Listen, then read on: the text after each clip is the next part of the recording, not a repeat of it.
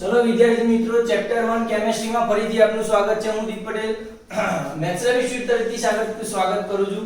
Chapter 1 માં chemistry માં એક નવું લેક્ચર ના નવા નામ સાથે એટલે કે ક્વેશ્ચન આન્સર સિરીઝ લઈને આવ્યો છું। આપણે આખા ચેપ્ટર ની જેટલી થિયરી પૂછી ચલાવી છે તેના ક્વેશ્ચન આન્સર કેવી રીતે પૂછીશું એની ચર્ચા કરીએ। તો સ્વાધ્યાય અને ઇન્ટેક્સ ક્વેશ્ચન ના કેટલાક બારના ક્વેશ્ચન લીધેલા છે। તો સૌથી પહેલો ક્વેશ્ચન છે lead oxide PbO plus carbon gives to Pb plus carbon dioxide બરોબર છે કે સ્વાધ્યાયનો પહેલો ક્વેશ્ચન છે। ધ્યાન રાખજો કરવાનું છે શું તેના ઓપ્શન નીચે આપેલા છે અને બે માંથી કયો ઓપ્શન સાચો છે। ક્વેશ્ચનમાં આમાંથી કયો ઓપ્શન બે સાચા છે એ જોવાનું છે અથવા તો કયા કયા ખોટા છે। આપણે ચારે ચારની ચર્ચા કરીએ। તો સૌથી પહેલા અહીંયા શું છે લેડ ઓક્સાઇડ અને અહીંયા લેડ છે। શું આપે છે જુઓ તો આપણે પહેલા જ ઓક્સિડેશન રિડક્શન પ્રક્રિયાની વાત છે અને એમાં જોયું તો એ કે કોઈ પણ રાસાયણિક પ્રક્રિયામાં જો ઓક્સિજન ઉમેરાય અને અથવા તો હાઇડ્રોજન ઓક્સિડેશન પ્રક્રિયા કોને કહેવાય તો કે ઓક્સિજન કેવો થઈ જવો જોઈએ ઉમેરાવો થઈ જવો અને હાઇડ્રોજન દૂર થવો જોઈએ। રિડક્શન પ્રક્રિયા કોને કહેવાય તો કે ઓક્સિજન દૂર થવો જોઈએ અને હાઇડ્રોજન ઉમેરાવો જોઈએ। તો આને રિડક્શન પ્રક્રિયા કહીએ। ખ્યાલ આવી ગયો। હવે આપણે ધારો કે અહીંયા લેડ ઓક્સાઇડ PbO છે લેડ ઓક્સાઇડ અહીંયા Pb મળે છે એનો મતલબ કે લેડ ઓક્સાઇડમાં જે ઓક્સિજન છે એ અહીંયાથી અહીંયા જતો રહ્યો એનો મતલબ કે લેડ ઓક્સાઇડે ઓક્સિજન ગુમાવ્યો છે। લેડ ઓક્સાઇડ શું કરે છે ઓક્સિજન ગુમાવે છે અને લેડ બનાવી દીધું। તો જે ઓક્સિજન ગુમાવે ઓક્સિજન કેવું કર્યું ગુમાવ્યું તો એને રિડક્શન પ્રક્રિયા કહીએ। તો અહીંયા ક્યાં છે લેડ ઓક્સાઇડ આ રહ્યો તો લેડ ઓક્સાઇડ રિડક્શન પામે છે સાચી વાત થઈ ગઈ બરોબર છે। ધ્યાન ખાસ એ રાખવાનું છે કે અહીંયા પહેલું ઓપ્શન પાછો આપણે જે લેડ નું રિડક્શન થાય છે તો અહીંયા PbO માંથી Pb આવી જાય તમે શું સમજો છો કે લેડ ઓક્સાઇડ હતો લેડ થઈ ગયો એનો મતલબ કે લેડ નું રિડક્શન થયું તો ખોટી વાત છે એકદમ। ઓક્સિડેશન અને રિડક્શન હંમેશા પ્રક્રિયકોનું થાય। શેનું થાય તો એનો મતલબ કે આ બાજુ તીરની આ બાજુ જે પ્રક્રિયકો છે અને નિપજો આ છે તેનો મતલબ કે જે ડાબી બાજુ જે છે પ્રક્રિયકો એનું જ ઓક્સિડેશન અને રિડક્શન થયું છે એવું કહી શકો। તમે અહીંયા જમણી બાજુ આનું ઓક્સિડેશન આનું રિડક્શન થયું છે એવું કશું કહી શકો નહીં। તો આપણે પહેલી જ ચર્ચા કરીએ કે લેડ ઓક્સાઇડમાંથી લેડ બને છે એનો મતલબ કે લેડ ઓક્સાઇડ નું શું થઈ ગયું છે રિડક્શન થઈ ગયું છે। લેડ નું રિડક્શન થાય એવું ના કહી શકો। કોણે વ્યાખ્યા જ કેવી હતી કે જે ઓક્સિજન ગુમાવે એનું રિડક્શન કહેવાય છે। કોણ ગુમાવે છે તો કે PbO ગુમાવે છે એટલે કે લેડ ઓક્સાઇડ ગુમાવે છે તો લેડ ઓક્સાઇડ નું રિડક્શન થવું જોઈએ। પછી શું છે એનો મતલબ કે લેડ નું રિડક્શન તો નહીં થાય લેડ નું રિડક્શન નથી થયું। ચલો અહીંયા કાર્બન છે થોડાક ઓક્સિજન મેળવે છે કાર્બન ડાયોક્સાઇડ બનાવી જાય એનો મતલબ કે ઓક્સિજન મેળવે છે અને ઓક્સિજન જો મેળવતો હોય તો એને કેવી પ્રક્રિયા કહીએ છીએ આપણે ઓક્સિડેશન પ્રક્રિયા। તેનો મતલબ કે કાર્બન માંથી CO2 બનવાની પ્રક્રિયા ઓક્સિડેશન પ્રક્રિયા છે અને એમાં કોણ ઓક્સિડેશન પામે છે કે કાર્બન ઓક્સિડેશન પામ્યું કહેવાય બરોબર છે। તો કાર્બન ડાયોક્સાઇડ ઓક્સિડેશન પામે છે ખોટી વાત છે। કાર્બન ડાયોક્સાઇડ ઓક્સિડેશન પામતો નથી પામે છે એવું કહી ના શકો। કાર્બન ઓક્સિડેશન પામે છે એવું કહી શકાય કેમ કારણ કે કાર્બન કઈક ઓક્સિજન મેળવે છે અને કાર્બન ડાયોક્સાઇડ મળે એટલે ક્યાં મેળવે છે તો કોણ મેળવે છે તો કે કાર્બન મેળવે છે એટલે આપણે કાર્બન ઓક્સિડેશન પામે છે એવું કહેવાય। ખ્યાલ આવી ગયો સિમ્પલ વસ્તુ છે।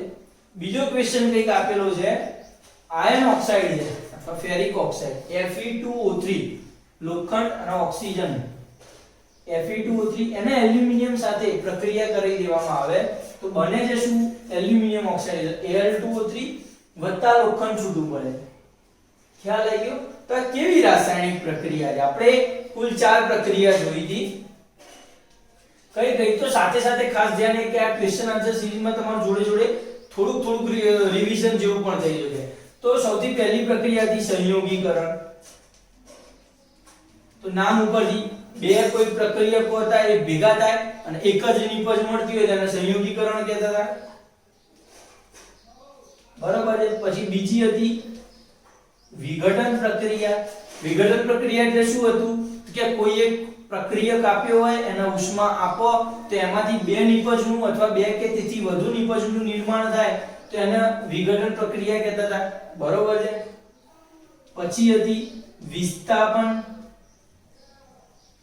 વિસ્થાપન પ્રક્રિયા કોને કહેતા હતા કે ધારો કે કોઈ એક સંયોજનમાંથી કોઈ એક તત્વ એ સંયોજનમાંથી એક તત્વનું શું કરે છે, હટાઈ દે ત્યાંથી. ધારો કે Fe તો Fe અહીંયાથી ઉઠાઈ લેશે અને Al ત્યાં જતો રહે, એટલે કે સક્રિય ધાતુ છે Al એટલે ત્યાં જોડાઈ જાય ઓક્સિજન સાથે Al2O3, એટલે કે વિસ્થાપન પ્રક્રિયા. એટલે આ કઈ પ્રક્રિયા છે, વિસ્થાપન પ્રક્રિયા છે. કેમ વિસ્થાપન પ્રક્રિયા, કે સક્રિય ધાતુ એલ્યુમિનિયમ અહીંયા Fe એટલે કે આયન નું વિસ્થાપન કરે છે અને આયન ની જગ્યાએ અહીંયા A આવી જાય છે, Al. ખ્યાલ આવી ગયો? એનો મતલબ કે આ કઈ પ્રક્રિયા થઈ ગઈ, વિસ્થાપન પ્રક્રિયા થઈ ગઈ. બીજી એક પ્રક્રિયા હતી દ્વિવિસ્થાપન. તેમાં પરમાણુ અથવા પરમાણુના સમૂહોનું શું થતું હતું, આપલે થતી હતી. એનો મતલબ કે બે જેટલું Na2SO4 વાળું જોયું હતું એ. બરોબર છે? એટલે આ ચાર પ્રક્રિયાઓ આપણે જોયેલી છે, એની ચર્ચા કરી દીધી, એટલે એનું રિવિઝન થોડુંક થઈ જાય.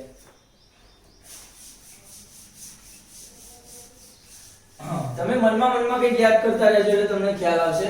બીજી કોઈ ત્રીજો ક્વેશ્ચન ચાલુ થાય છે કે આયનના ભૂકામાં મંદ HCl ઉમેરીએ તો શું મળી શકે?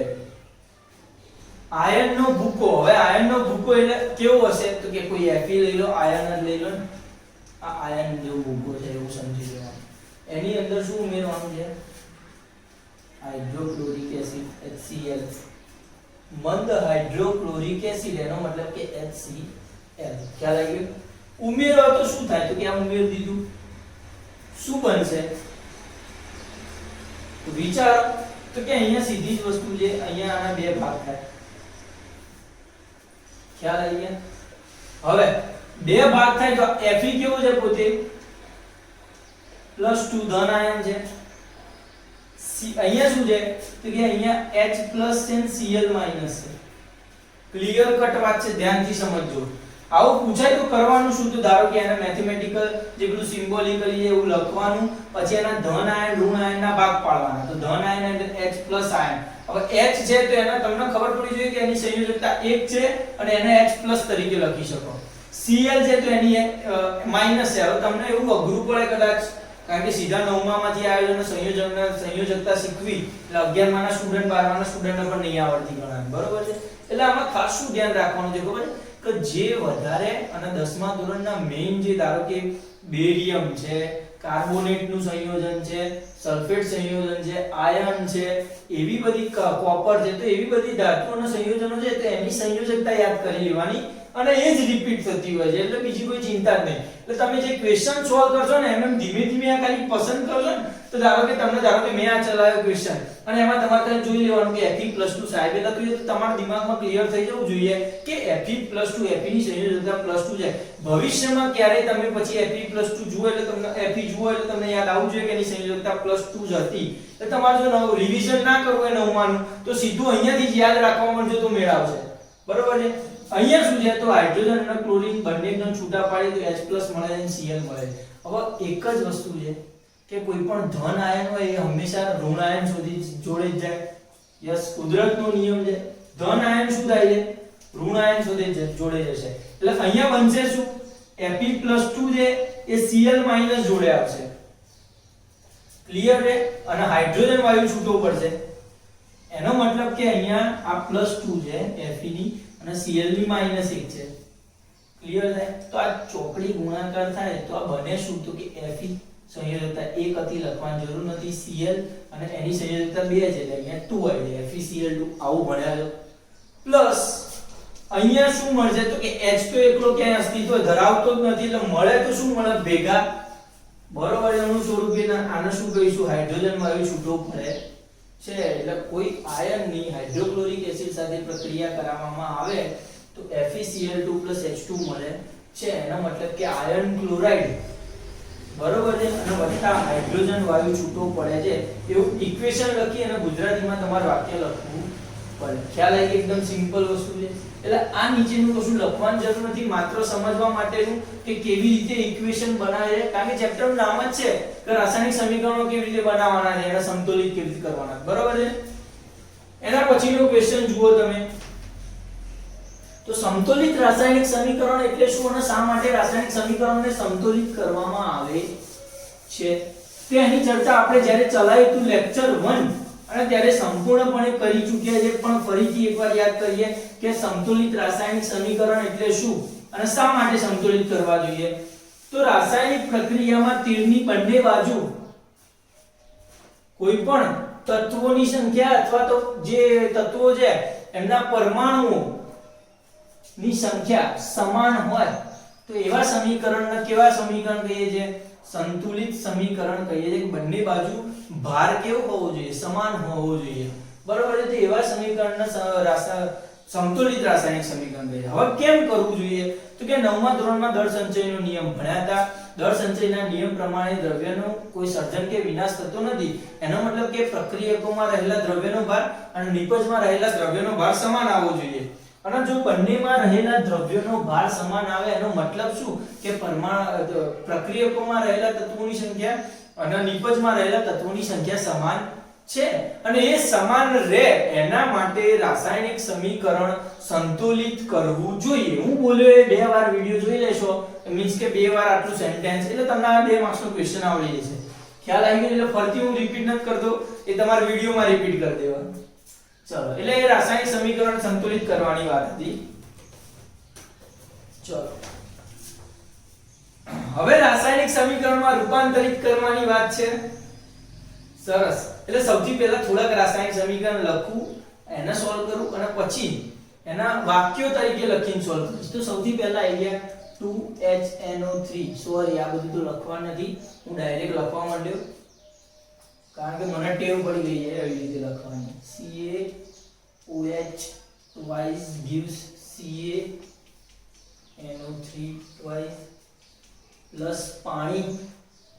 બીજું ઇક્વેશન છે sodium hydroxide sulphuric acid gives sodium sulphate Na2SO4 plus પાણી. ત્રીજું equation NaCl plus AgNO3 gives AgCl NaNO3 BaCl2 H2SO4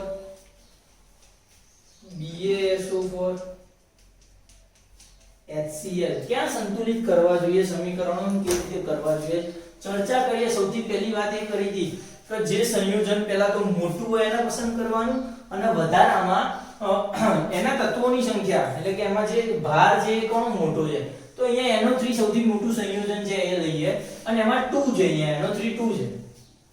ખ્યાલ આવી ગયો? અહીંયા NO3 2 છે, એનો મતલબ કે NO3 વાળું સંયોજન એટલે ક્યાં છે?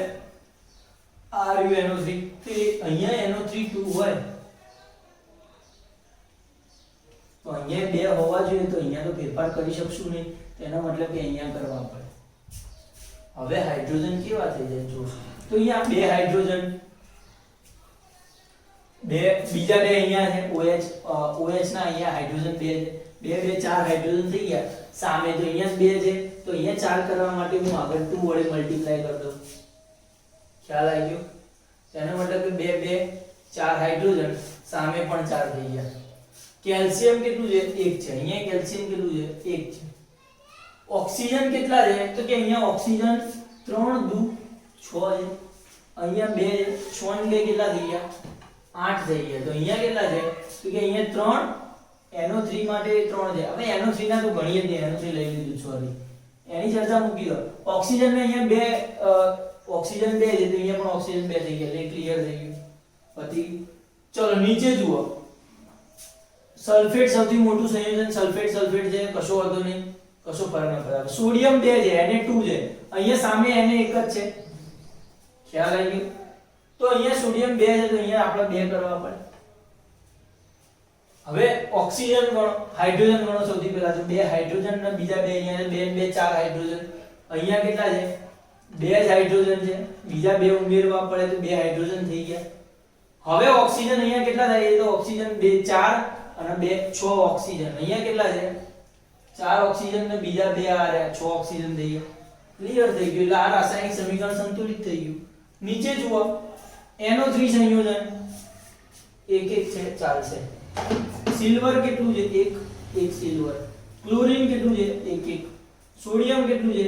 1 ઓલરેડી સંતુલિત છે, નથી જરૂર કરવાની. ચલો એટલા સંતુલિત જ છે. આવું પૂછે કશું કરવાનું નહીં, એમને આન્સર લખી નાખી દેવાનો. નીચે શું છે BaCl2 H2SO4 SO4 એક એક છે ચાલશે. અહીંયા Ba એક છે, અહીંયા Ba એક છે ચાલશે. Cl2 અહીંયા 2 છે, અહીંયા એક જ છે Cl. એનો મતલબ કે મારે અહીંયા 2 કરવા પડે ક્લોરીન 2 કરવા માટે, તો અહીંયા 2 ક્લોરીન કરી દીધા. હાઇડ્રોજન કેટલા છે 2, ત્યાં હાઇડ્રોજન 2 પતી ગયા. દરેક એલિમેન્ટ સરખા દઈએ બરોબર છે. જો આવું ના કરું તો તમારે એક એક એલિમેન્ટ લખવાનું, એના આ બાજુના ભાર લખવાના, આ બાજુ જે એલિમેન્ટ છે એના ભાર લખવાના અને સંતુલિત કરવાનો પ્રયત્ન કરવાનો બરોબર છે. જો ના આવડે તો લગભગ એ રીત પછી ચલાવી દઈશું. જો તમને ખ્યાલ ના આવે તો ના જ પાડજો, સાહેબ નહીં ખ્યાલ આવતો તો આપણે એ રીતે ચલાવી દઈશું બરોબર છે. એના પછી ચર્ચા કરીએ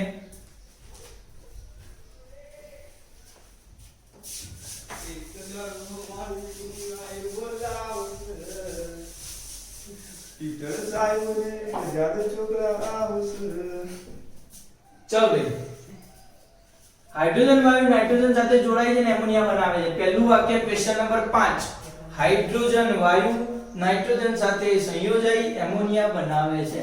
હાઇડ્રોજન વાયુ એટલે H2 વાયુ, નાઇટ્રોજન વાયુ એટલે N2 વાયુ સાથે સંયોજાઈ છે એમોનિયા બનાવે છે. હવે એમોનિયા ખબર હોવી જોઈએ શું છે એમોનિયા, NH3. ખ્યાલ આવી ગયો? યસ. તો હવે આ સંયોજન છે. નાઇટ્રોજન કેટલા છે 2, અહીંયા કેટલા છે એક જ છે 2 કર દો થઈ ગયા 2. હાઇડ્રોજન કેટલા થઈ ગયા 3 દુ 6, અહીંયા કેટલા છે 2, 6 કરવા માટે અહીંયા 3 વડે ગુણી નાખો, 3 દુ 6 હાઇડ્રોજન થઈ ગયા. કેસ પૂરો થઈ ગયો. બીજો ક્વેશ્ચન જુઓ. બીજો ક્વેશ્ચન શું છે? હાઇડ્રોજન સલ્ફાઇડ હવામાં દહન થાય છે, પાણી અને SO2 આપે છે. ખાસ ધ્યાન રાખવાનું, બહુ મસ્ત ક્વેશ્ચન. બીજા નંબરનો ચલાવો છે. હાઇડ્રોજન સલ્ફાઇડ વાયુ. હાઇડ્રોજન સલ્ફાઇડ એટલે શું પહેલા તો? હાઇડ્રોજન સલ્ફાઇડ H2S કહેવામાં આવે છે. નામ તો સુના હોગા H2S, હાઇડ્રોજન સલ્ફાઇડ બરોબર છે. ના યાદ આવે તો અરે ના ખ્યાલ હોય તો આ યાદ રાખી લેજો. હાઇડ્રોજન સલ્ફાઇડ એટલે H2S. યસ. ચલો અને પાછું વાયુ દહન પામે છે. એટલે દહન જ્યારે પામવાની વાત આવે અને વાક્ય લખ્યું હોય દહન પામવાનું, એનો મતલબ કે ઓક્સિજન વગર તો કોઈ સળગી જ ના શકે બકા. ખ્યાલ આવી ગયો? એટલે ઓક્સિજન ઉમેર દેવાનો દહન પામે છે એ શબ્દ માટે.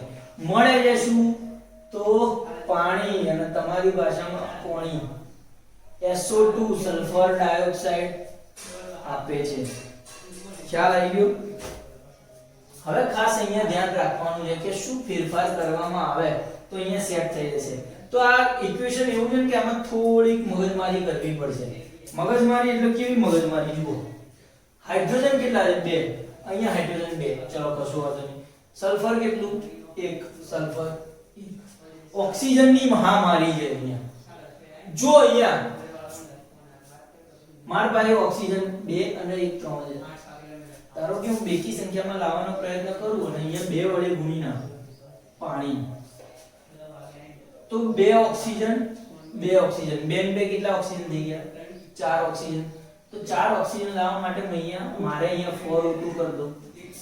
ખ્યાલ આવી ગયો કે 4 ઓક્સિજન થઈ ગયા. પણ જો મેં ઓક્સિજન સંતુલિત કર્યા ને તો આટલેથી ક્વેશ્ચન પતી ન જતો, ડકો ચાલુ થાય છે. ડકો ક્યાં થયો કે અહીંયા મેં પાછા 2 કરેલા હાઇડ્રોજન ના કેટલા થઈ ગયા અહીંયા 4 થઈ ગયા. સામે હાઇડ્રોજન 2 જ છે પડી.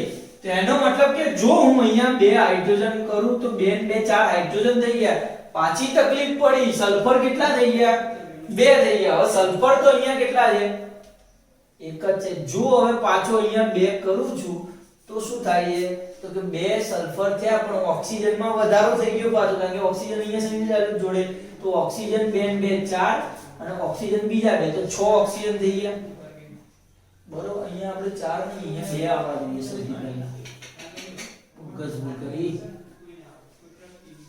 બરોબર છે. 2 ઓક્સિજન હતા. હવે આને ફરતી ચલાવીશ તો તમને ફરતી મજા આવશે. મજા બગાડી થોડી. ચલો ફરીથી એકવાર ચાલુ કરીએ. ચલ ભાઈ હાઇડ્રોજન કેટલા 2, હાઇડ્રોજન કેટલા 2, સલ્ફર કેટલું 1, સલ્ફર 1. ઓક્સિજન કેટલા છે 3 ઓક્સિજન છે અહીંયા બેકી કરી અને અહીંયા 2 કરી દઉં તો 2 ઓક્સિજન 4 ઓક્સિજન તો અહીંયા 2 જ લખવા પડે તો 2 2 4 ઓક્સિજન થઈ જાય ચલો 4 ઓક્સિજન થઈ ગયા પણ અહીંયા સાથે સાથે હાઇડ્રોજન કેટલા થઈ ગયા છે 4 થઈ ગયા તો એ લોચો થઈ ગયો અહીંયા તો 2 જ હાઇડ્રોજન છે એનો મતલબ કે અહીંયા 2 કરવા પડે તો 2 2 4 હાઇડ્રોજન થઈ જાય પણ અહીંયા 2 2 જો 4 હાઇડ્રોજન કરી દઉં છું તો પાછા સલ્ફર 2 થઈ જાય તો અહીંયા સલ્ફર 2 કરી દો સલ્ફર 2 કરું છું તો પાછું ઓક્સિજન શું જોઈતો કે ઓક્સિજન 2 2 4 4 ને 2 6 ઓક્સિજન છે અહીંયા સામે તો પેલા 4 જ ઓક્સિજન છે એનો મતલબ કે ત્યાં પાછું ઓક્સિજન કેટલું કરવું પડે 2 ની જગ્યાએ 3 એટલે 6 થઈ ગયા ઓક્સિજન 2 અને બીજા 4 એટલે 6 ઓક્સિજન થઈ ગયા સામે ક્લિયર વાત થઈ ગઈ યસ એટલે આ ખાસ ધ્યાન રાખવાની ઇક્વેશન હતું બરોબર છે પછીનો ક્વેશ્ચન જુઓ બેરિયમ ક્લોરાઇડ હવે બેરિયમ ક્લોરાઇડ કોણ કહે છે ખબર હોવી જોઈએ ને આપણને પહેલા તો બેરિયમ ક્લોરાઇડ એટલે BaCl2 પછી શું છે એલ્યુમિનિયમ સલ્ફેટ ધ્યાન રાખજો આ બધા જે અણુસૂત્રો લખું છું ને એ કે મજાક ન ચાલતો કેમિસ્ટ્રી ચાલે ધ્યાન રાખજો અચ્છા ગુલાટી મારી જાય અહીંયા પછી શું કીધું એલ્યુમિનિયમ સલ્ફેટ એટલે Al2SO4 બરોબર છે સંયોજાય છે શું બનાવે છે aluminium chloride AlCl3 plus barium sulphate BaSO4 થઈ ગયું ક્લિયર થોડી જગ્યા ઓછી રોકીએ અહીંયા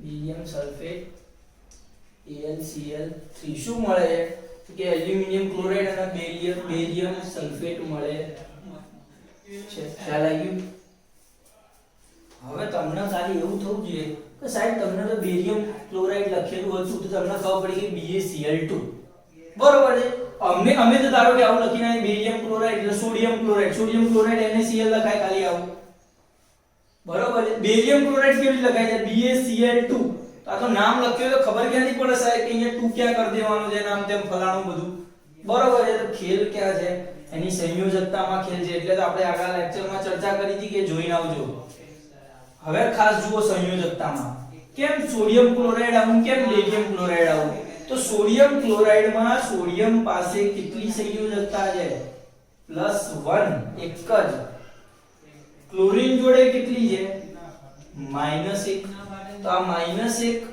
અહીંયા જાય એટલે Na1 આની એક અહીંયા જાય તો Cl1 NaCl બની ગઈ ચોકડી ગુણાકાર પણ બેરિયમ પાસે શું છે તો કે Ba કેટલી છે +2 સંયોજકતા ક્લોરીન કેટલી છે તો કે ક્લોરીનની તો જે છે આપણી -1 આપણને ખબર છે ખ્યાલ આવી ગયો તો આ 1 અહીંયા જાય એટલે Ba અને આ 2 અહીંયા જાય એટલે Cl2 ખ્યાલ આવી ગયો ક્રોસ મલ્ટીપ્લિકેશન છે ક્રોસમાં ગુણાકાર એટલે એક ક્યાં આવે અહીંયા Cl અહીંયા આવે આપણા જોડે જો કે આનું સૂત્ર શીખ્યા હશો તો લગભગ યાદ આવી જશે બરોબર છે એટલે આ થઈ ગઈ એકબીજા સાથે ગુણાવાની પ્રક્રિયા અને સંયોજકતા મેળવવાની પદ્ધતિ તો આપણને આ ઇક્વેશન એ રીતે પ્રાપ્ત થાય છે કે ધારો કે બેરિયમ ક્લોરાઇડ લખ્યું હોય તો Ba તો તમને યાદ આવવું જોઈએ Ba + 2 જેમ Cl છે એટલે BaCl2 થાય બરોબર છે અથવા તો તમે તો જો પ્રેક્ટિસ કેમિસ્ટ્રી કેવો વિષય છે પ્રેક્ટિસ કરવાનો જો તમે પ્રેક્ટિસ કરશો ને તમે નામ જોશો ને એટલે ડાયરેક્ટ લખી નાખશો આ જ છે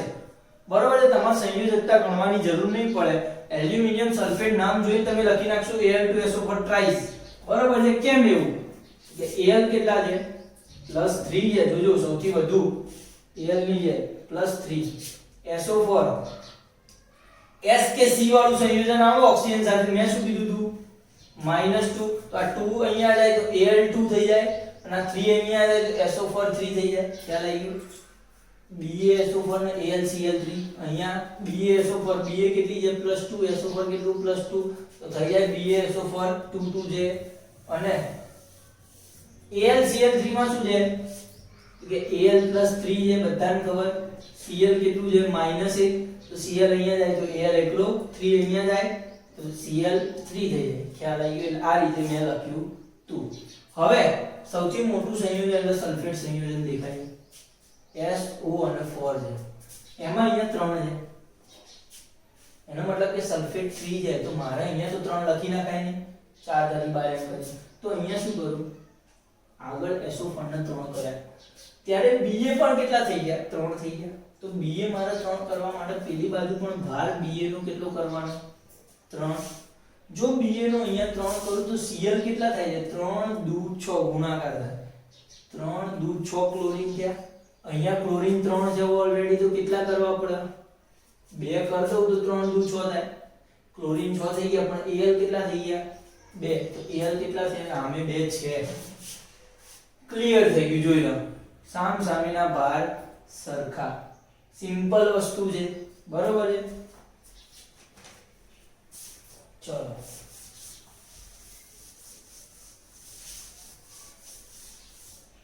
એના પછી જુઓ મસ્ત ક્વેશ્ચન. પોટેશિયમ નામ સાંભળીને ખાલી P લખીને ના આવી જતા. પોટેશિયમ ની સંજ્ઞા K છે. યસ, સક્રિય ધાતુ વાળી. K પ્લસ પાણી, પોટેશિયમ ધાતુની પાણી સાથેની પ્રક્રિયા મળે છે શું? Potassium hydroxide, KOH, potassium hydroxide. જ્યારે હાઇડ્રોક્સાઇડ નામ સાંભળો એટલે શું સમજવાનું? OH માઈનસ ની વાત થાય છે. એટલે જે ધાતુ સાથે હાઇડ્રોક્સાઇડ કીધું હોય એ ધાતુ જોડી જાય. ધારો કે સોડિયમ હાઇડ્રોક્સાઇડ કીધું હોય તો સોડિયમ એટલે Na, હાઇડ્રોક્સાઇડ એટલે OH. ક્લિયર વાત થઈ ગઈ. સલ્ફેટ કીધું હોય તો SO4, સલ્ફેટ કીધું હોય તો SO4, કાર્બોનેટ કીધું હોય તો CO3. ખ્યાલ આવે છે? યસ. એટલે આ નામ ફરીથી રિવિઝન માટે ક્યાંક જુઓ તો ચલો આપણું પોટેશિયમ પાણી મિક્સ કર્યું, પોટેશિયમ હાઇડ્રોક્સાઇડ બન્યું, હાઇડ્રોજન વાયુ આપ્યો. ચલો સંતુલિત કરવાનો પ્રયત્ન કરો. તો સૌથી પહેલા H ની ગણતરી કરીએ. સૌથી વધારે H દેખાય. અહીંયા 2 છે, 1, કુલ 3 થયા. સામે કેટલા છે? 2. તો 3 અને 2 ના હરખું કરવું હોય તો બેકી લાવવી પડે. તો અહીંયા બેકી 1 છે ને, એને 2 કરી દઉં. તો અહીંયા 2 હાઇડ્રોજન અને 2 એટલે 4 હાઇડ્રોજન થઈ જાય. તો અહીંયા ડાયરેક્ટ 2 લખી નાખું તો 2 2 4 હાઇડ્રોજન થઈ ગયા. ક્લિયર છે? પછી શું કર્યું હતું કે ઓક્સિજન કેટલા થઈ ગયા? 2 થઈ ગયા. તો અહીંયા ઓક્સિજન કેટલા છે? 2 છે, ચિંતા છે નહીં. પોટેશિયમ કેટલા છે? અહીંયા 2 પોટેશિયમ છે, તો અહીંયા 2 પોટેશિયમ કરી દો. પતી ગયું કેસ. આવડવા જોઈએ ઇક્વેશન. આ રાસાયણિક સમીકરણ સંતુલિત કર્યા કહેવાય. બરોબર છે. આગળના 1-2 એક્ઝામ્પલ ઝડપથી અઘરા લઈ પૂરું કરીએ. બાકી જેટલા એક્ઝામ્પલ વધે છે SQ જેવા રાસાયણિક સમીકરણ સંતુલિત કરવા જેવા, એ એક્ઝામ્પલ તમે જાતે ઘરેથી ટ્રાય કરશો તો મજા આવશે. કેલ્શિયમ હાઇડ્રોક્સાઇડ, સાતમું ક્વેશ્ચન ચલાવું છું. સાતમામાં એ લઈ લઉં તો કેલ્શિયમ હાઇડ્રોક્સાઇડ ની વાત થાય છે. કેલ્શિયમ એટલે શું થાય? Ca. હાઇડ્રોક્સાઇડ આવ્યું ફરીથી, તો હાઇડ્રોક્સાઇડમાં મેં અહીંયા લખ્યું OH થાય છે. તો શું થાય? કેલ્શિયમ અને હાઇડ્રોક્સાઇડ. હવે OH ની સંખ્યા કેટલી છે? -1. અને કેલ્શિયમ કેટલો છે? +2 છે.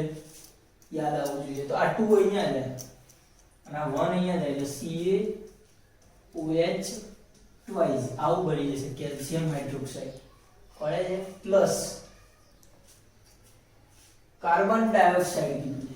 અને કાર્બન ડાયોક્સાઇડ ખબર છે CO2 gives શું આપે છે? Calcium carbonate. ફરીથી જો કાર્બોનેટ શબ્દ આવ્યો, કેલ્શિયમ સાથે શું લગાડ્યું? CO3. કાર્બોનેટ એટલે CO3. બનાવે છે પાણી. સંતુલિત કરવાનો પ્રયત્ન કરો. કેલ્શિયમ સૌથી પહેલા તો ઓક્સિજન વાળું જોઈએ. ચલો હાઇડ્રોજન જુઓ તો અહીંયા 2 છે. હાઇડ્રોજન જુઓ અહીંયા 2 છે, ચિંતા છે. ઓક્સિજન અહીંયા 3 ને 1 4 ઓક્સિજન. અહીંયા કેટલા છે? 2 ઓક્સિજન 2 ઓક્સિજન 4 ઓક્સિજન થઈ ગયા પેલી બાજુ. કેલ્શિયમ કેટલા છે? 1 કેલ્શિયમ. કાર્બન કેટલા છે? 1. રાસાયણિક સમીકરણ સંતુલિત છે, એકદમ ચકાચક તૈયાર. ક્યાંય જરૂર લાગતી નથી, તો ચિંતા નથી. ચલો બરોબર છે. નીચેનું કોઈ એક સરખું લઈ લો. ચલો સી લઈ લો. એલ્યુમિનિયમ એટલે Al plus copper chloride, copper એટલે Cu, ક્લોરાઇડ એટલે Cl. પણ Cu ની +2 છે અને Cl ની માઈનસ છે એટલે CuCl2 બનશે. Copper chloride gives aluminium chloride બનાવે છે. જુઓ એલ્યુમિનિયમ ક્લોરાઇડ એટલે AlCl3. કેમ 3? Al ની +3 હતી, 3 અહીંયા આવે છે અને વત્તા કોપર. વિસ્થાપન પ્રક્રિયા છે એક પ્રકારની. સંતુલિત કરવાનો પ્રયત્ન કરીએ. ક્લોરીન કેટલા? 3. ક્લોરીન કેટલા? 2. 3 અને 2 3 અને 2 3 અને 2 આવે તો શું કરવાનું? તો અહીંયા 2 વડે ગુણી નાખું તો 6 થાય અને અહીંયા 3 વડે ગુણી નાખું તો 6. લસા જેવું જે કરતા હતા ને એવું છે. જો 3 અને 2 આવે તો AlCl3 છે. તો સેટ કરવા માટે શું કરવાનું? આના 2 વડે અને આના 3 વડે ગુણો તો અહીંયા ક્લોરીન 3 દુ 6, અહીંયા ક્લોરીન 3 દુ 6. ખાસ ધ્યાન શું થયું? એલ્યુમિનિયમ કેટલા થઈ ગયા? 2. એલ્યુમિનિયમ અહીંયા 2 કરી દેવાનું. કોપર કેટલા થઈ ગયા? 3. તો અહીંયા કોપર 3 થઈ ગયા. ક્લિયર થઈ ગયું? બરોબર છે. બીજા ઇક્વેશન જે રાસાયણિક બાકી રાખ્યા છે એ બધા તમે તમારી જાતે કરવાનો પ્રયત્ન કરવાનો. એનો આન્સર સીધું તમને મોકલી દઈશ. આટલો વિડિયો રાખીએ. મજા આવી હશે. ખાસ ધ્યાન એ રાખવાનું છે આની ફરીથી પ્રેક્ટિસ કરજો. આગળના ઇન્ટેક્સ ક્વેશ્ચનો પણ લેજો. જો કદાચ પોસિબલ થાય તો એ ચાલુ કરશું, નહીં તો ગણિતનું જે આંકડાશાસ્ત્ર જે આવતા લેક્ચરમાં ફરીથી જોઈએ આપણે. બસ આટલું રાખીએ આજે. પૂરું કરીએ.